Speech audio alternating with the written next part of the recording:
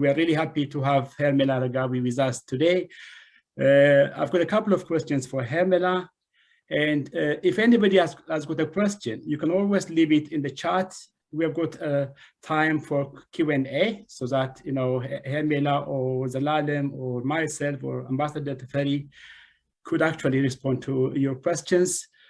But my question for Hermela is actually, why are you in this? Why, what was the turning point? You once said, everybody has got a learning curve, and you've got that learning curve. And another question I have for you, Hermela, is, journalist Hermela for that matter, is my other question is, why is the Western media so hostile?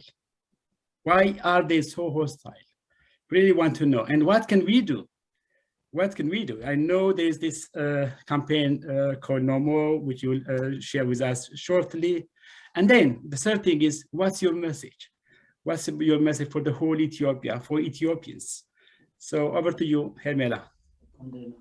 Thank you so much. Let's see if I can remember all of the questions. I'll start with the first one. Why am I in this? I genuinely love journalism. I really think the truth is really powerful. It can revive people, it can kill people, as we can see. And that's why I got into this industry. I've been in it for about 10 years, but I have to tell you, the way that I came to learn how twisted the Ethiopian story was on the international stage was very, very monumental for me in my career. I mean, I'm not naive. I understand that the media doesn't always tell the whole truth, and in so many ways does protect those who happen to be of power or who have connections but are committing the crimes. But I did not think I would see a lie this big on the international stage and this collaborated. I mean, there is just so few places that are getting it right. So as most of you guys know already a little bit my story, so I don't need to go over it too much, but I went into it thinking it was a humanitarian issue. My mom happened to have moved back to Tigray a year before the war. I went to CNN and New York Times and AP for my information, and so that's where a lot of my reaction was coming from. And this sort of segues into a little bit about what Ethiopians can do, but the thing that I think that that could be strengthened is our telling our own stories in a way that they can live on the international stage, as opposed to telling them only on Ethiopian media, only telling them to each other in a certain language, etc.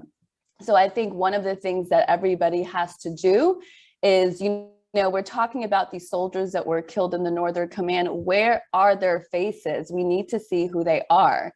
We need to see their stories. I want to see their families' stories. Like, those are the kind of things that I can only do so much of, but that everybody should be working to get those out, because we could all just be in outrage about the lie and keep getting upset, or we could actually show the faces, because that is something I will tell you the Tigray genocide folks do very well. Whether they're telling the truth or lying, they put faces out there, they put ages out there, they tell these stories, and that, I think, is what we all have to try to do more of. I can only do so much.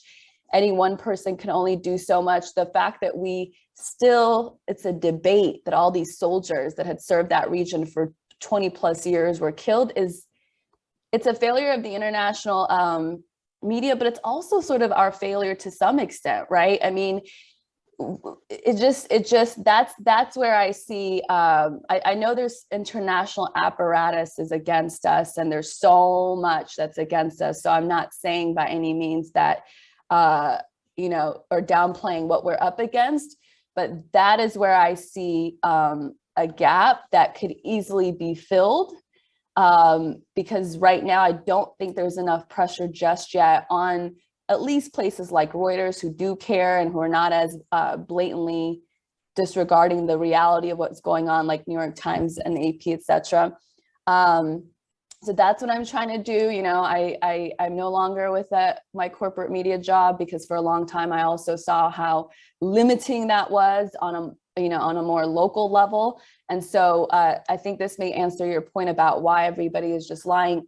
Everyone works for somebody, you know, like everyone works for somebody. That somebody is a corporation, that somebody's people who have ties to certain political actors and money. So they're not really free. When you've got people like, you know, Zelalem from Vice, who I don't even know where he's from, the Ethiopian Eritrean, but he can only do so much. He can only tell the story that Vice approves, you know, he can only tell the story that Al Jazeera approves. So it almost doesn't matter. If I was working at CNN, I would be telling a very similar story as Nima El Bagir. Like I would probably quit, honestly, than do that. But they're not independent. They're not their own people. They can't really make these decisions without risking their jobs. So I wouldn't even take it personally. I mean, I wouldn't even take it personally. It's just a part of the system that we all just have to work to fight. And the way to do that is just to tell the stories anyway.